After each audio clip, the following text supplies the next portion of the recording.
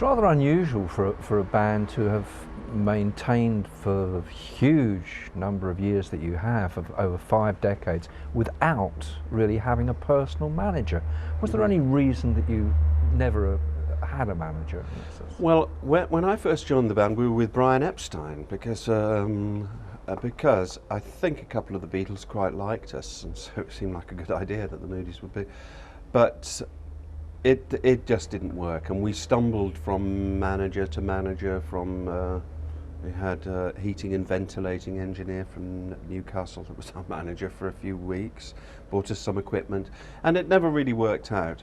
We had one long run with an amazing guy and good friend called Jerry Weintraub, who really started with us, and with John Denver.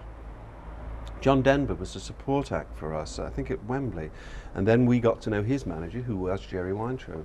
Jerry Weintraub went on to produce a film called Nashville, and then did a lot of other things with John Denver, I think Oh God, the movies, and the Karate Kid movies, and I think he's done the Ocean's 11 now, so now he's a big Hollywood producer. We've seen him, but he was the closest we ever got to a manager. But his good friend as well was also a man called Tom Hewlett, who managed that for us for a few years, and he died about 12 years ago. But he was the closest we ever got. And he was a lovely man. Tom Hewlett, who was a dear man, a big fella, a real man's man. Not much good with business or anything like that, but great for the gigs and for the sort of crack of the whole thing, and just the ambience. And Tom had done all of the gigs with Elvis after '72 when he came back, so he had a lot of great Elvis stories. But he phoned me up one day, and this is the power of songs, really. He phoned me up one day and he said, "Hey Justin," he lived in Seattle. "Hey Justin," he said, "do you want to go to Kuala Lumpur?" So I said, "Well, I don't know, where is it, and how'd you get there?" He said, "Well, we go to the Philippines and the American Navy will take us across, and that'll be great." So I said, "Do you think people in Kuala Lumpur know who the Moody Blues are, though?" And he said, "I don't know," he said, "but I asked, and they sure as shit know Nights in White Satin." Oh, that's enough for me then. So that was the way he thought, and it was dead simple, and we miss him greatly. He was the closest we ever got. But we've basically managed ourselves and made all the classic mistakes, and are still hoping one day to get it right.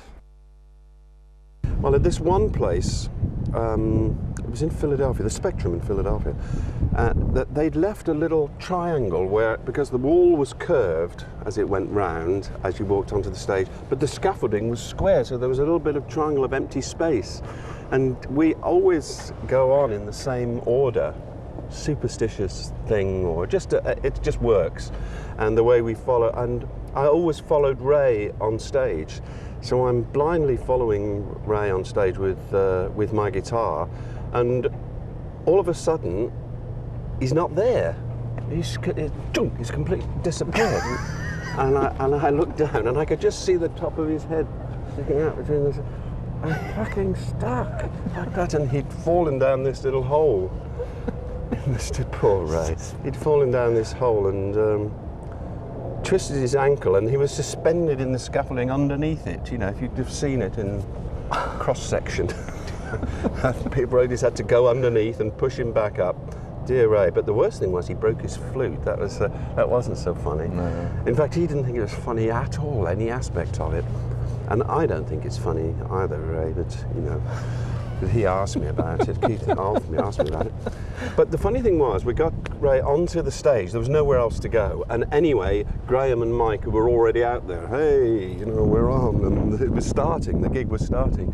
And we got Ray onto the stage, but he had no flute. His flute was broken. And one of us made an announcement to say, Ray Thomas has broken his flute.